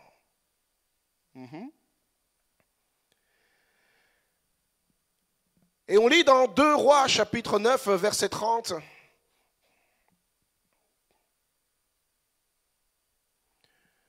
La Bible dit, Jéhu entra dans Jizréel. Alors Jézabel l'ayant appris, elle se mit du fard sur ses yeux et se para la tête. Et ensuite, elle regarda par la fenêtre.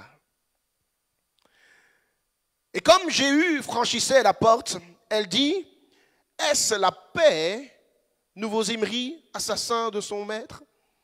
Alors il leva les yeux vers la fenêtre et dit, qui est pour moi? Qui? Et 2 ou 3 eunuques le regardèrent en s'approchant de la fenêtre. Il dit alors, jetez-la en bas. Et ils la jetèrent. Et elle rejaillit du sang sur la muraille et sur les chevaux. Jéhu la foula aux pieds. Puis il entra, mangea et but. Et il dit, allez voir cette maudite, enterrez-la, car elle est fille de roi. Qui peut bien traiter de cette manière une femme si bien accoutrée et bien parée? Pourquoi si belle, si bien parée, on la jette par la fenêtre et on la traite de maudite? C'est parce que Jézabel, malgré son apparence extérieure, avait un intérieur complètement noir. Alléluia. Et ici, on est dans l'étape où Dieu a dit, c'est le temps maintenant, Jézabel et toute la maison d'Akab vont payer pour ce qu'ils ont fait en Israël. Et il a oint Jéhu pour être le roi d'Israël. Et il a envoyé Jéhu pour aller traiter Jézabel et toute sa maison selon la rigueur de Dieu.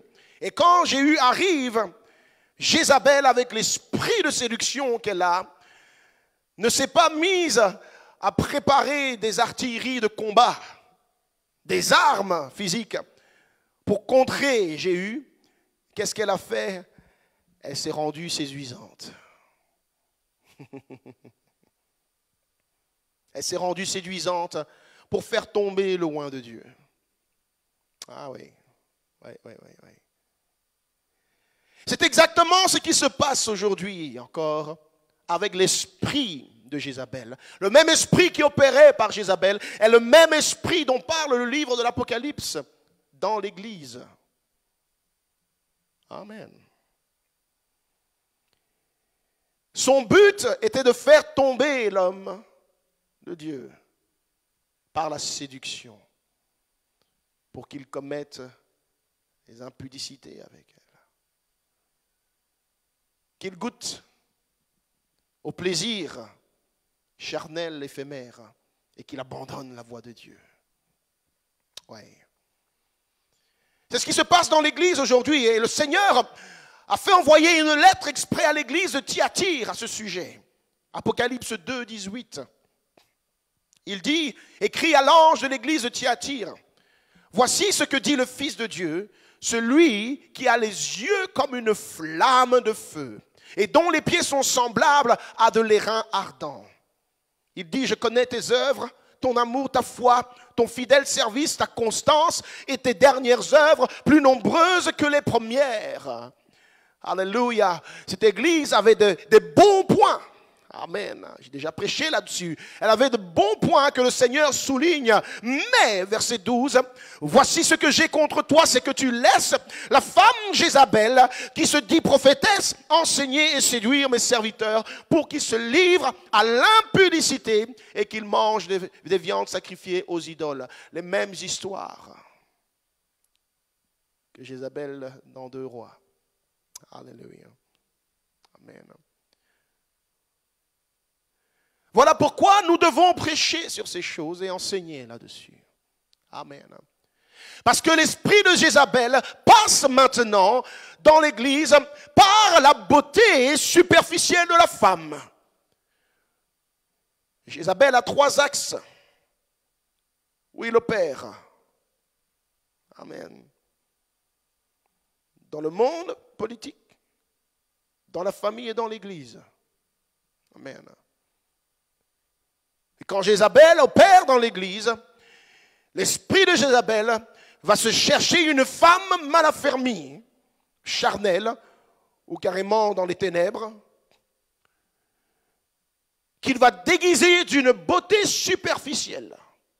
Amen. Et qu'il va utiliser ensuite pour faire tomber les serviteurs de Dieu. Alléluia. Amen. Je ne vais pas expliquer comment Jézabel fonctionne dans l'Église, on n'a pas le temps aujourd'hui. Mais vous devez comprendre, les sœurs, que cet esprit est aux aguets toujours. À travers votre recherche de la beauté, faites attention de ne pas être un réceptacle de l'esprit de Jézabel dans l'Église. Alléluia. Vous qui servez sur l'estrade ou qui voulez servir le Seigneur, vous voulez prêcher Christ, vous voulez évangéliser, vous voulez témoigner. Alléluia. que votre témoignage soit entier avec l'apparence extérieure. Alléluia. Amen. Amen. Nous reparlerons plus en détail de ces choses-là. Amen. Mais c'est ce que le Seigneur voulait que je partage avec l'Église aujourd'hui, avec les sœurs. Amen. Que ce soit au Pain de Vie ou ailleurs, si d'autres entendent ce message. Amen. L'Esprit de Dieu veut, amen, que nous remettions la parole de Dieu au centre de tout ce que nous faisons, y compris de notre façon de nous habiller, parce que certains ont voulu fermer les yeux là-dessus et continuent de fermer les yeux là-dessus. Et c'est la voie de passage de beaucoup d'esprits de séduction dans l'Église.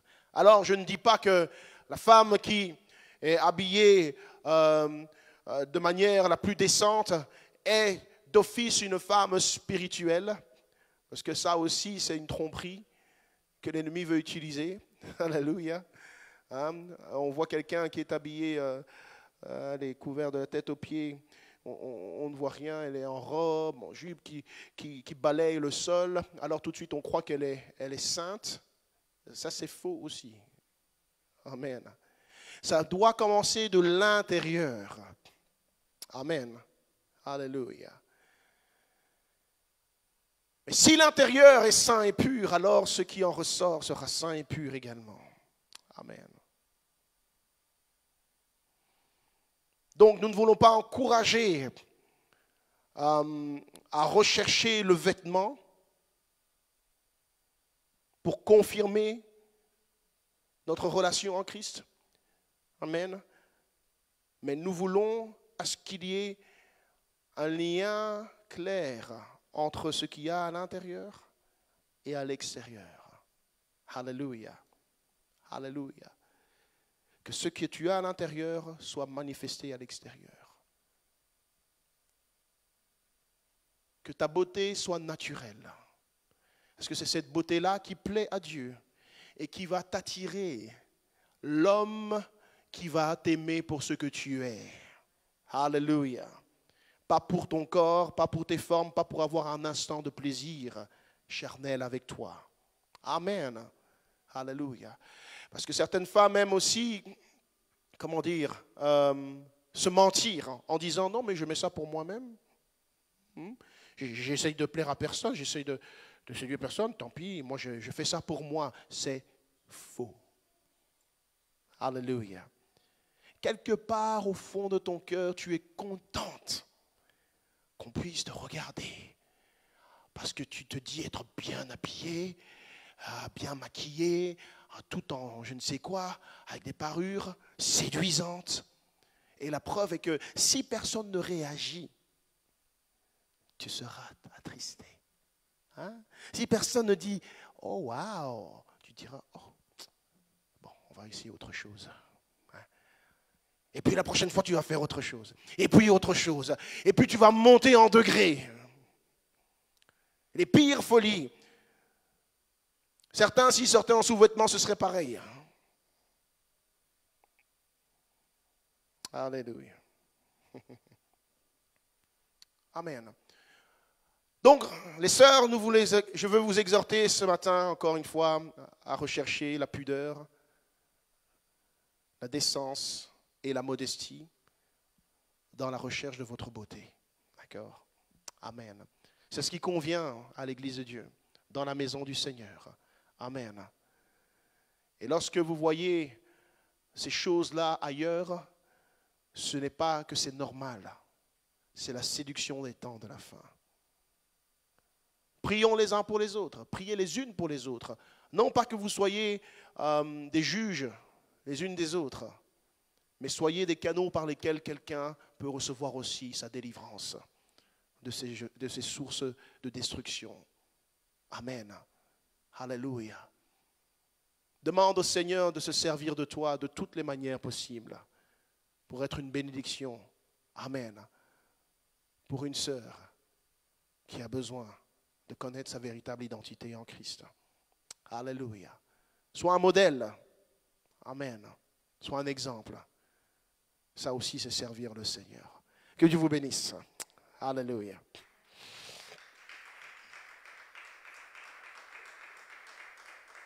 Oui. Alléluia. Alors avant de vous laisser, avant de faire la prière, amen, j'ai pensé peut-être qu'il y aurait des questions qui surgiraient face à ces déclarations que j'ai faites. Alléluia. Je veux donner la possibilité à 3 questions. Amen. Si jamais il y a des questions, n'hésitez pas à lever la main et posez-les. J'essaierai de répondre à ça le mieux possible. Alléluia. Est-ce qu'on peut... la caméra? Est-ce que je suis hors du champ de vision, je pense, non?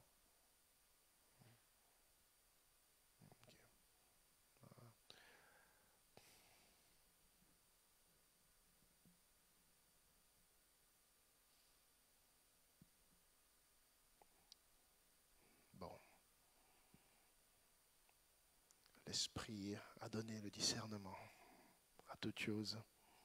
Gloire au Seigneur. Amen. Merci Seigneur. Alléluia. Amen. Je pense que c'est bien d'avoir un temps de prière. Je vais inviter maman pasteur ici, si tu veux, amen, conduire ce moment de prière sous la direction de l'Esprit. Que Dieu vous bénisse. Amen. Merci à notre pasteur de nous avoir bénis ce matin. C'était une prédication riche. Est-ce que vous avez reçu quelque chose? Vous avez appris quelque chose? Amen. Moi, de ma part, j'ai reçu quelque chose et c'est important que ce message doit être prêché dans l'Église et que nous soyons des modèles, surtout nous, des femmes. Nous avons accepté Christ, nous sommes des disciples. Nous devons vraiment être des modèles, comme il a dit, des modèles pour des sœurs qui viennent à l'Église, qui nous voient servir le Seigneur de notre manière, notre intérieur, la manière dont nous nous exprimons aussi, la manière dont nous nous habillons, c'est important. Et ça va vraiment avoir un impact sur l'autre personne. Si nous déclarons Christ et qu'on fait le contraire, c'est pas en accord avec le Seigneur. Amen. Donc, on doit prier que le Seigneur, nous souvenir que notre corps, c'est le temple du Saint-Esprit. Et si notre corps est le temple du Saint-Esprit, ça veut dire que l'Esprit de Dieu habite en nous. Comme il a dit, nous devons juger toutes choses. Ça veut dire que tout ce que nous faisons, tout ce que nous mettons sur nous, doit avoir un reflet, un témoignage envers les autres. Amen. Comme il a dit aussi également que nous devons nous approcher de Christ. Notre identité, c'est Christ, c'est Jésus-Christ. Et ne pas vouloir plaire à d'autres personnes, mais premièrement plaire au Seigneur. C'est lui notre époux, c'est lui notre créateur, c'est lui. Nous avons été tirés d'Adam, de l'intérieur d'Adam. Amen. On n'a pas été... Indirectement, on a été formé de la poussière de la terre, mais on a été tiré d'Adam directement. Donc c'est notre intérieur qu'on doit plus faire attention, mais aussi l'extérieur. Si l'intérieur est bon, l'extérieur, on n'aura même pas à travailler parce qu'on a l'Esprit de Dieu en nous. Donc je vous invite ce matin, cet après-midi, que nous prions ensemble, que le Seigneur nous aide dans notre marche avec lui, que le Saint-Esprit qui nous guide dans toutes choses, que nous jugeons toutes choses, lorsque nous faisons quelque chose devant le Seigneur, lorsque nous venons dans sa maison, la manière comment nous nous habillons, la manière comment nous nous comportons, c'est important. Donc prions ensemble, levons-nous ensemble. Nous allons passer quelques minutes de prière ensemble. Venez devant pour celles qui peuvent et on va demander au Seigneur, Père, viens. Merci pour cette parole que tu nous as donnée ce matin. Père, je prie Seigneur pour chaque femme dans ce lieu et pour toutes les femmes qui regarderaient ce message, Seigneur, qui puissent être touchées par ta parole, Seigneur, que tu puisses, Seigneur Père, nous apprendre, Seigneur, à marcher avec toi, à avoir le regard sur toi, Seigneur, à mettre notre identité, Seigneur, en toi, parce que c'est toi notre Créateur, c'est toi